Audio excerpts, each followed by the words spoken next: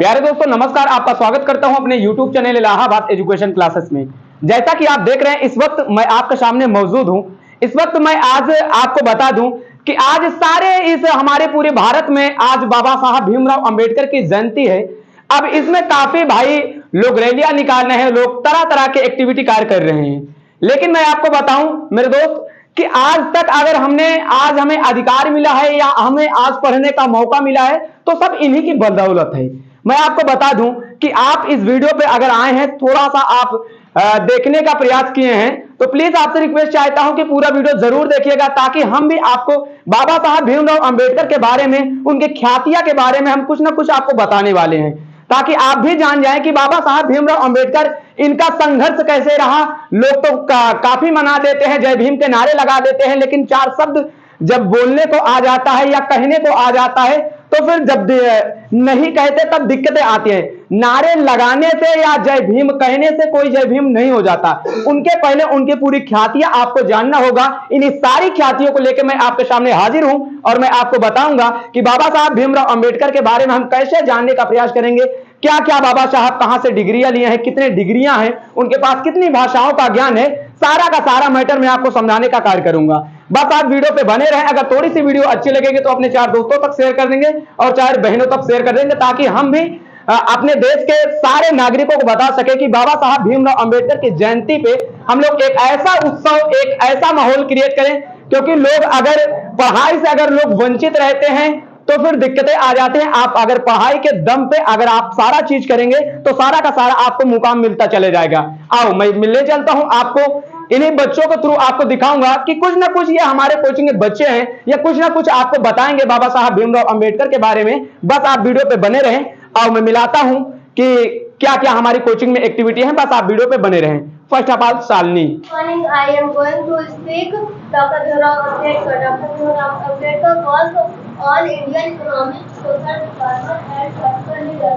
He was popularly known as Baba Saheb Ambedkar. He was born on 14th April 1891 in Nuhu, Madhya Pradesh. His father name was Ramji Maloti Sakpal and mother name was Bhimabai. Dr. Bhimrao Ambedkar was the first Prime Minister of Indian independence, and he is also known as father of constitution. Dr. Bhimrao Ambedkar is a great source of inspiration for all of us. प्यारे दोस्तों आपने देखा कि बाबा साहब भीमराव अंबेडकर के बारे में कुछ हमारे छात्र आपको बताएं। मैं आपको बता दूं कि अब मैं आपको पूरी इनकी कुंडली से लेकर एक पूरा बायोडाटा आपको बताने का कार्य करूंगा। प्यारे दोस्तों आप अगर वीडियो पे बने हैं, थोड़ा सा आप इस वीडियो को लंबा जाएगा, लेकिन पूरी बाबा साहब भीमराव अंबेडकर की सारी बातें मैं आपको एक्सप्लेन कर दूंगा। सारी मैं आपको बातें एक्सप्लेन करके बता दूंगा कि बाबा साहब भीमराव अंबेडकर, क्यों इन्हें बाबा साहब भीमराव अंबेडकर कहा जाता है।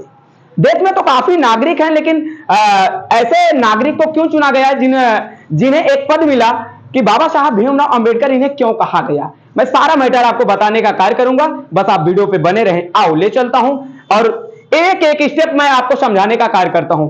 सबसे पहले मैं बात कर देता हूं कि अगर इस तरह आप मुझे देख पा रहे हैं या मेरे बच्चों को देख पा रहे हैं, तो सबसे पहले मैं आपको बता दूं कि जब बाबा साहब भीमराव अंबेडकर भी अगर जब पढ़ने का प्रयास किए थे, जब सोचे थे कि मैं भी एक पढ़ लिख के नागरिक अच्छा बनने का कार्य करूंगा, लेकिन बाबा साहब भीमराव अंबेडकर के साथ कुछ ऐसा हुआ, क्योंकि वो एक ऐसे परिवार से बिलोंग करते थे जिन्हें छुआछूत काफी लोग मानते थे। तो मैं आपको बता दूं कि भाई छुआछूत आज इस जमाने में और आज ये जो पीढ़ियां हमारी चल रही है, इस छुआछूत की वजह से सारा हमारा ये पूरा हमारा सोशल मीडिया या हमारे पूरे देश के नागरिक या हमारे पूरे भाई और बहन इसी की वजह से आज वंचित हैं और इसी की वजह से आज पढ़ लिख नहीं पा रहे हैं। तो मैं आपको बताऊं कि अगर आप भी अगर इस सोशल मीडिया के थ्रू अगर कहीं से आप पढ़ाई करते हैं, अगर आप थोड़ा सा अगर एजुकेशन में मानते हैं या थोड़ा सा अच्छा कार्य करने का प्रयास करते हैं, अगर बाबा साहब भीमराव अंबेडकर के बारे में थोड़ा सा अगर आपको नॉलेज हो जाएगा, तो मैं बताऊं भाई कि आप भी, अगर आपका भी दिल अच्छा हो जाएगा और आपके परिवार के भी लोग अच्छे हो जाएंगे। लेकिन तब जब बाबा साहब अंबेडकर की आप सारी बात जान जाएंगे, तब मैं आपको बताऊं कि जब बाबा साहब भीमराव अंबेडकर पढ़ने गए थे, तो भाई हम सब जैसे यहां पे पढ़ रहे हैं, जब उस समय भाई बाबा साहब भीमराव अंबेडकर को क्लास के बाहर बैठाया जाता है। सपोज करें कि अगर आपको क्लास के इस क्लास में इस जमाने में अगर बात करते हैं, जब बाबा साहब भीमराव अंबेडकर का जन्म 14 अप्रैल सन 1891 ईस्वी में हुआ था। अब उस जमाने में क्या होता था, बाबा साहब भीमराव अंबेडकर जब पढ़ने गए थे तो भाई उन्हें बाहर बैठाया जाता है।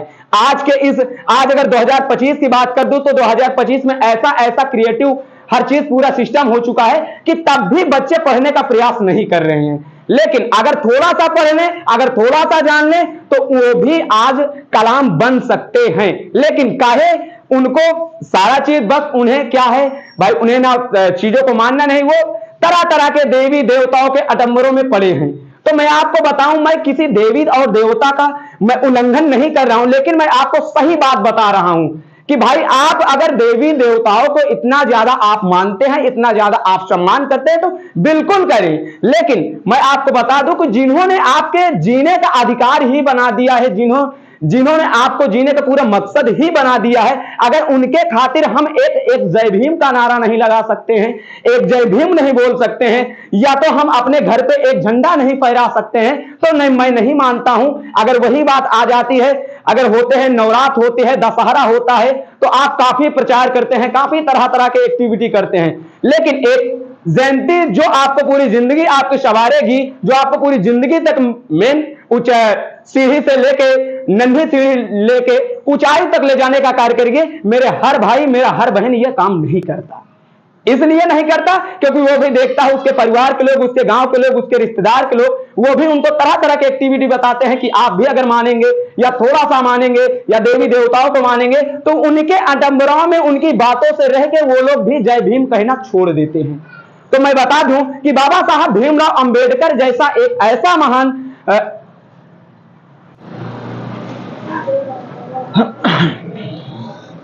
जीवन में हमको तमाम सारे अवसर प्राप्त होते हैं, लेकिन कुछ अवसर होते हैं जो हमारे लिए अहम भूमिका निभाते हैं और हमारे लिए अमूल्य होते हैं।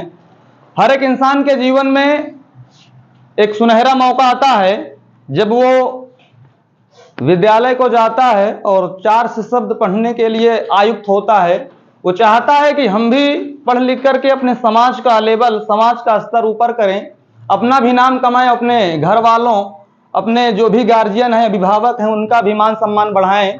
ऐसे ही समाज की ख्याति करें जिससे लोग हमारी प्रशंसा करें, हमको प्राउड करें कि हाँ, हमारे समाज में कुछ लोग हैं जो अपने देश और अपने देशवासियों का मान सम्मान बढ़ा रहे हैं। और 2-4 लाइनें हैं जो मैं बोलना चाहूँगा। अपने the fathers of Indian constitution doctor B.R. Ambedkar, the symbol of knowledge, पढ़ने के लिए लड़ना होगा, किताबें तो बहुत सी पढ़ी होंगी तुमने, हक और अधिकार जानने के लिए संविधान पढ़ना होगा। जब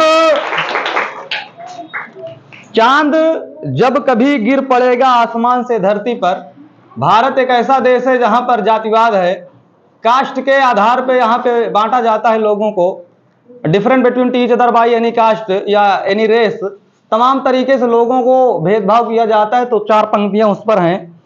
चांद जब कभी गिर पड़ेगा आसमान से धरती पर, हम निहारना बंद कर देंगे धरती से चांद को, बूढ़ी नानी का चरखा थम जाएगा, रुंध जाएगा लोरी गाती माँ का गला, नहीं रहेगा बच्चों का चंदा मामा, यह सृष्टि भी नहीं रहेगी, चलो ऐसे ही सही जातियों की झंझों से तो पिंड छूट जाएगा।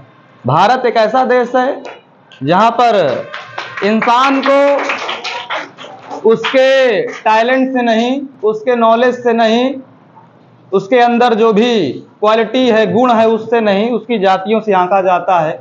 और भारत यही से पीछे है। ये रियलिटी है, रियलिटी ऑफ अवर कंट्री। ये चीज़ें हैं और इसको दूर करने के लिए अभी काफ़ी वक्त लगेगा। समाज में जब पढ़े लिखे लोगों की संख्या ज़्यादा होगी, समाज फिर आगे बढ़ेगा। एक और 2 पंक्तियां हैं, उसको पढ़ना चाहूँगा। रूठी हुई किस्मत को हम मनाने निकले हैं, हम हार से अपनी जीत को चुराने निकले हैं, जानते हैं वक्त लगेगा वक्त को बदलने में, हम दिल में भरकर हौसला खुद को आजमाने निकले हैं। आज इस सुनहरे अवसर पर उपस्थित जो भी मेरे सम्मानित शिक्षकगण हैं, 2 लाइनें उनके लिए बोलना चाहूंगा।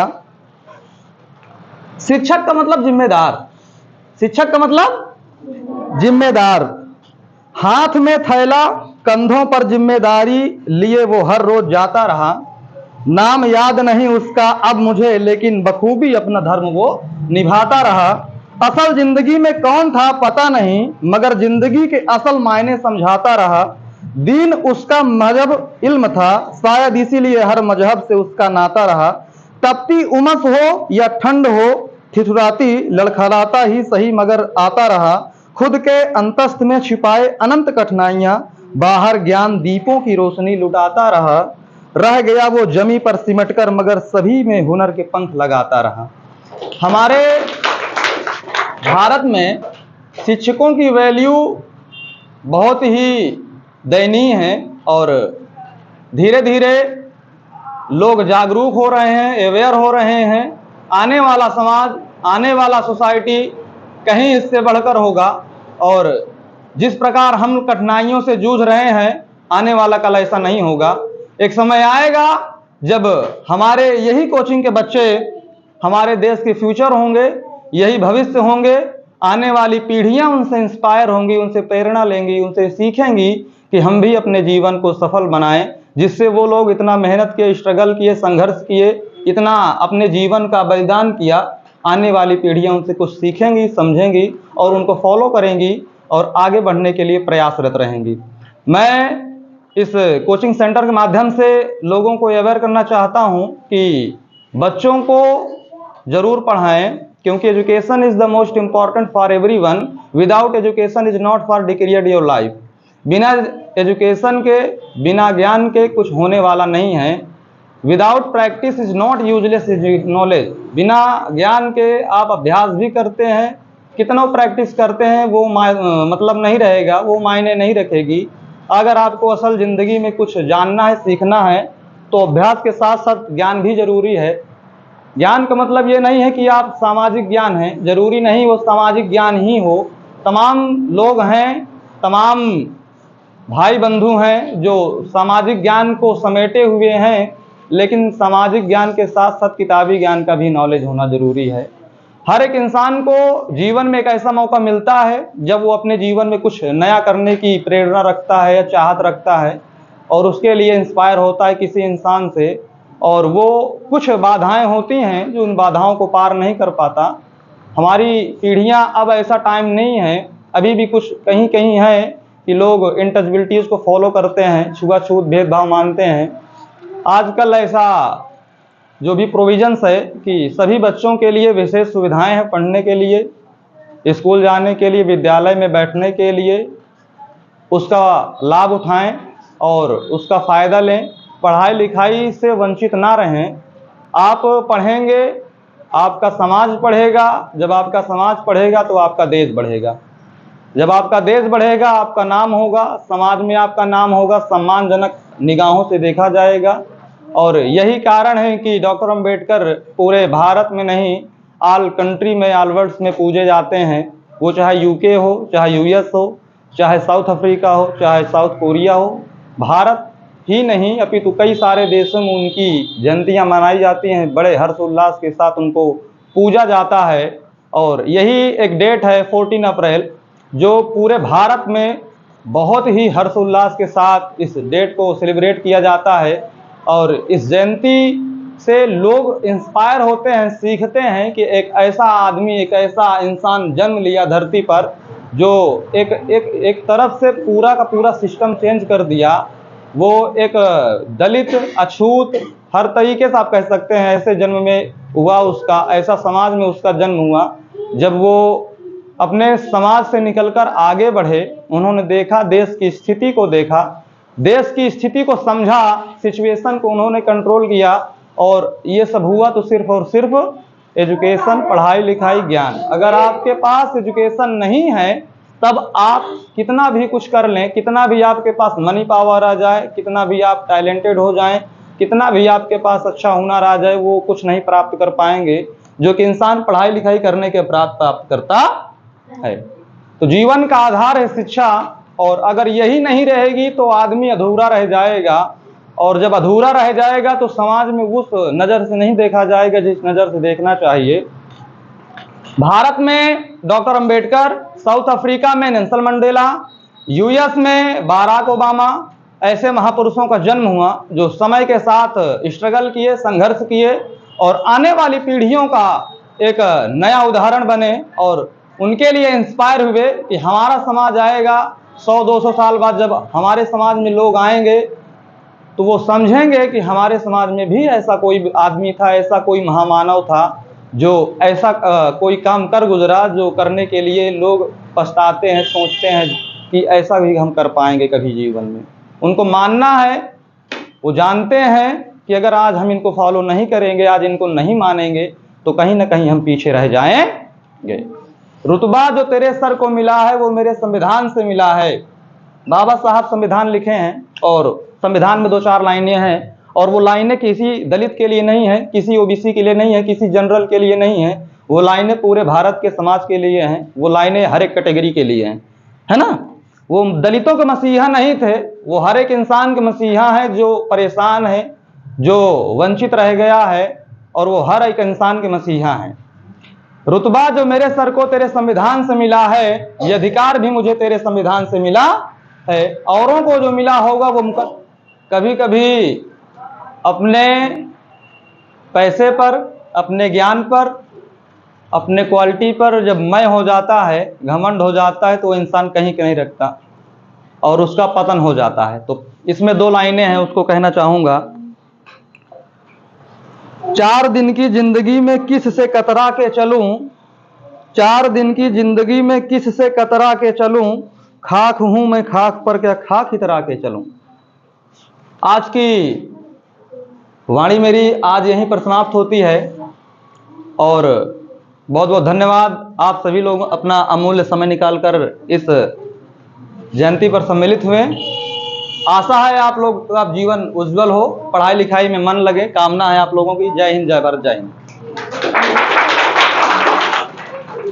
लोगों ने सारे स्टाफ के माध्यम से मैं आपको बताना चाहूंगा, मैं सारे स्टाफ की तरफ से आपको सबसे पहले इस इलाहाबाद एजुकेशन क्लासेस की तरफ से मैं आपको और आपके पूरे परिवार को बाबा साहब भीमराव अंबेडकर की जयंती के बारे में मैं बहुत बहुत हार्दिक शुभकामनाएं एवं बधाई देता हूं। आपका जीवन हमेशा उज्जवल हो और आपके बच्चे हमेशा सही लाइन पे चले, सही गाइडलाइन पे चले।